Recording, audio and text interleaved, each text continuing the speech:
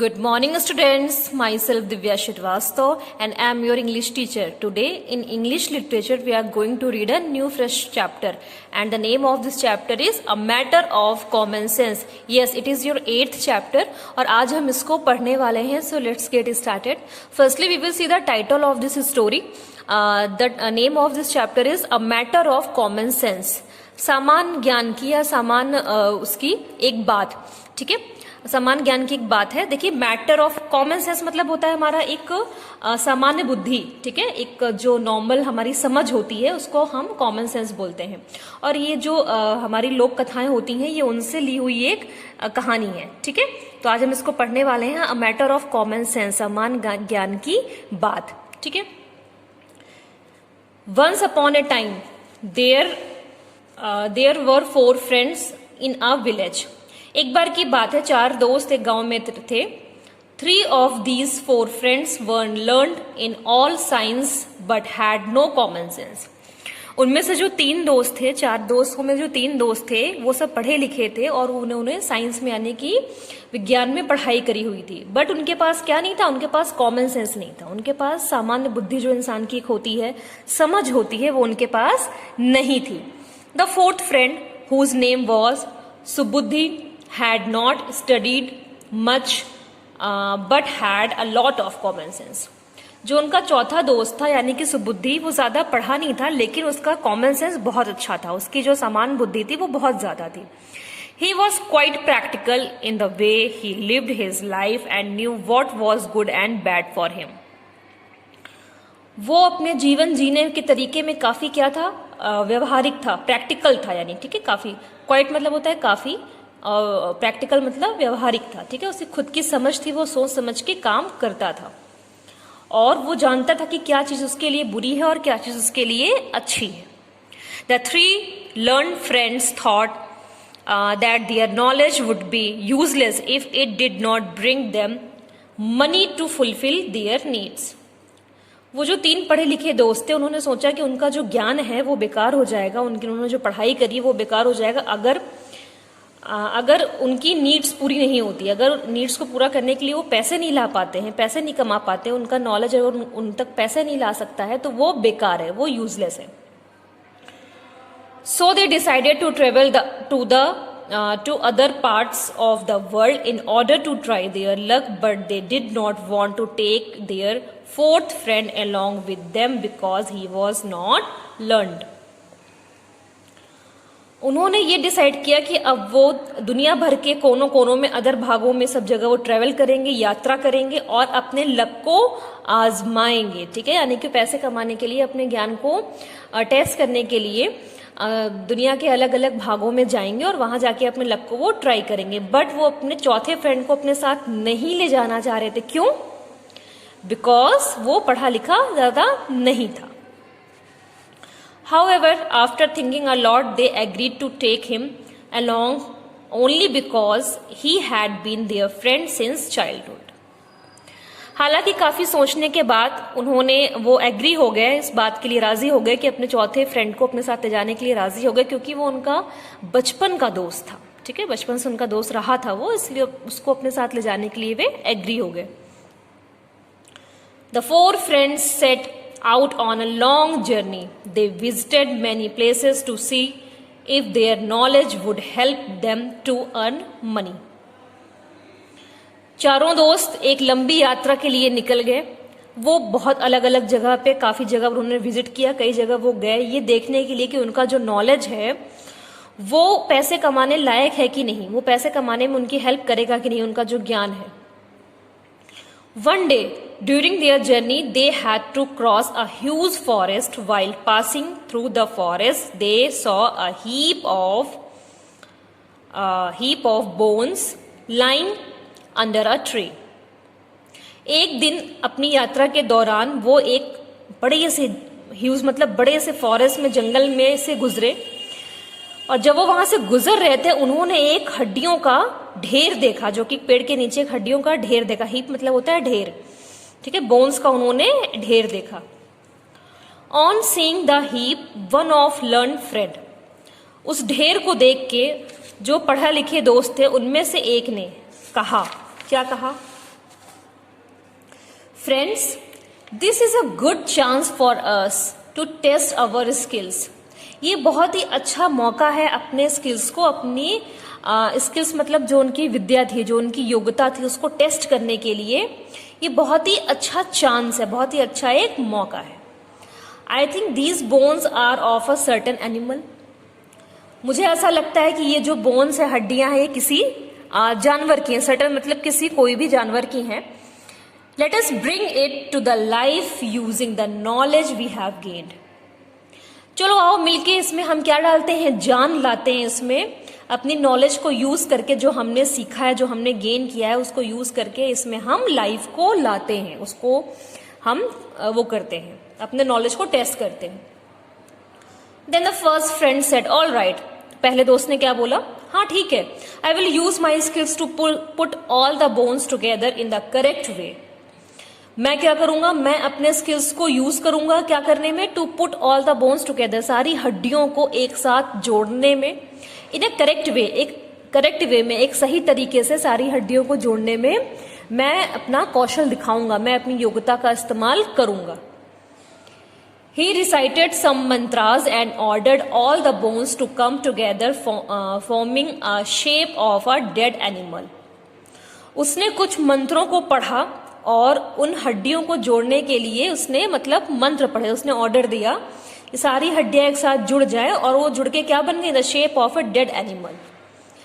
और जो बोन्स थी, सारी bones, all bones to come together forming a shape of a dead animal, सारी बोन्स एक साथ जुड़ गई और वो क्या हो गई, डेड एनिमल का एक शेप में आ गई।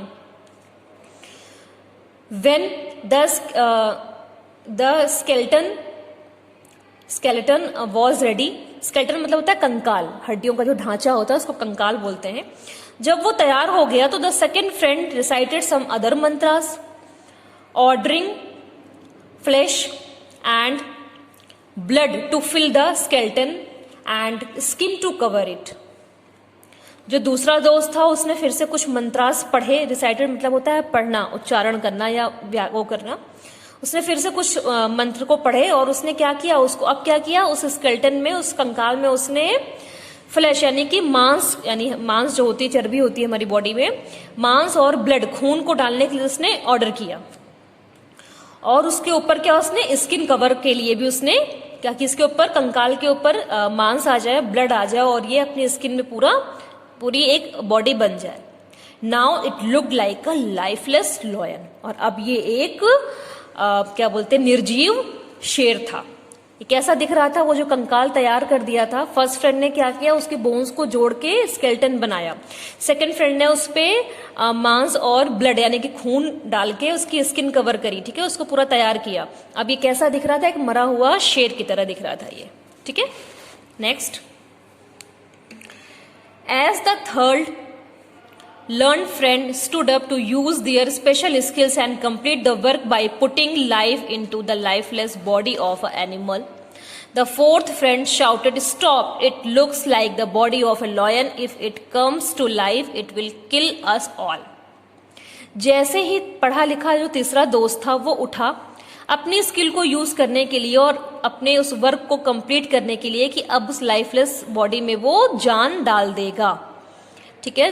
पहले फ्रेंड ने बोन्स को जोड़ा, दूसरे फ्रेंड ने, पढ़े लिखे दोस्त ने क्या किया, ब्लड और फ्लैश यानी कि मांस को चढ़ाया स्केलेटन के ऊपर, कंकाल के ऊपर। और जो थर्ड फ्रेंड था वो उस पे फाइनल जान डालने वाला था, ठीक है। तो थर्ड फ्रेंड जैसे ही खड़ा हुआ अपने स्किल्स को यूज करने के लिए, अपने वर्क को कंप्लीट करने के लिए कि अब वो उस डेड बॉडी पे यानी कि जो उसकी लाइफलेस बॉडी एनिमल की, उस पे वो जान डालेगा, वैसे ही फोर्थ फ्रेंड जो था वो चिल्लाया, ठीक है, कि स्टॉप, रुको, it look like a body of a lion, ये एक शेर की शरीर दिख रहा है और अगर इस पे तुम जान डाल दोगे, अगर वापस आ गया अपनी जान में, इसमें जान आ गई तो ये हम सबको मार देगा, हम सबको ये नुकसान पहुंचाएगा।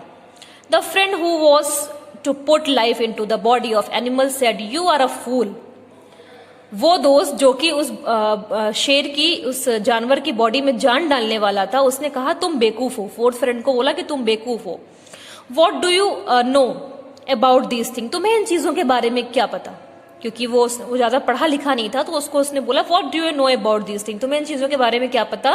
Do you think I will lose this great chance to test my learning, तुम्हें क्या लगता है, तुम क्या सोचते हो कि मैं ये जो इतना अच्छा चांस है, इतना अच्छा मौका है मेरे टेस्टिंग, मेरी लर्निंग को, योग्यता को टेस्ट करने के लिए, मैं इसको खो दूं। It would be better if you keep your mouth shut, ये बहुत ही अच्छा होगा अगर तुम अपने मुंह को बंद रखोगे।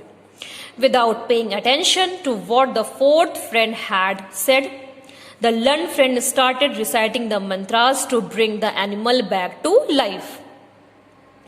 अपने उस चौथे फ्रेंड पे जो उसने कहा कि तुम अगर इसमें जान डाल दोगे तो शेर जिंदा हो जाएगा और हमको मार देगा, उसने जो भी कहा उस पर उसने बिल्कुल भी ध्यान नहीं दिया। विदाउट पेइंग अटेंशन, और बिना ध्यान दिए कि उसने चौथे फ्रेंड ने उसको क्या कहा, बिना उस बात पे ध्यान दिए उसने क्या किया, उसने फिर से मंत्रास पढ़ने शुरू कर दिए और उस एनिमल को बैक टू लाइफ यानी कि उसमें जान डालने के लिए उसने मंत्रास पढ़ने शुरू कर दी।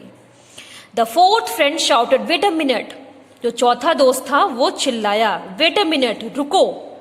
ही quickly climbed up a tree nearby, वह जल्दी से पास के एक पेड़ पे चढ़ गया। ठीक है, जो चौथा फ्रेंड था वो जानता था कि अगर इसमें जान आ जाएगी तो ये मुझे, हम सबको खा जाएगा, शेर मार देगा हम सबको, इसलिए वो पास के एक पेड़ पे जल्दी से चढ़ गया। The three learn friend laughed at his foolishness, जो बाकी तीनों दोस्त थे वो उसकी बेवकूफी पे हंसने लगे। The third friend put life into the lifeless body of a lion, at once the lion jumped on them and killed all the three learned men. जो तीनों दोस्त थे, जो थर्ड फ्रेंड था उसने क्या किया, अब उसने लॉयन की बॉडी में, लाइफलेस जो बॉडी पड़ी थी उसकी, निर्जीव, उसमें जान नहीं थी, उसकी बॉडी पे उसने जान डाल दी। और जैसे ही तुरंत ही क्या हुआ, फिर नेक्स्ट ही मतलब अगले पल में क्या हुआ, लॉयन उनपे कूद पड़ा, जंप कर गया तीनों दोस्तों पे और उनको मार दिया। उन तीनों पढ़े लिखे आदमियों को उसने मार दिया। The fourth friend safely went back to his village, तो चौथा दोस्त था वो सुरक्षित अपने गांव को वापस लौट गया। क्यों? क्योंकि वो तो पेड़ पे चढ़ गया था, राइट? तो वो सेफली अपने विलेज, अपने गांव वो वापस लौट गया। सो always remember that knowledge without common sense is useless. What is the moral of this story? The moral is always remember that knowledge without common sense is useless. आपका जो ज्ञान है, जो पढ़ा लिखा आपका ज्ञान है, कॉपी किताबों वाला, राइट? अगर आपकी खुद का कॉमन सेंस नहीं है, अगर आपकी खुद की बुद्धि नहीं है, है ना, तो वो यूजलेस है, वो बेकार है। सामान्य ज्ञान के बिना आपका जो ज्ञान है, पढ़ा पढ़ाया वाला, रटा रटाया वाला, वो क्या है, यूजलेस है। इसलिए आपके अंदर कॉमन सेंस होना चाहिए, आपकी खुद की बुद्धि, खुद की समझ एक होनी चाहिए, राइट? सो आई होप आपको ये चैप्टर समझ आया होगा, अ मैटर ऑफ कॉमन सेंस, कि हमारी लाइफ में कॉमन सेंस कितना जरूरी है।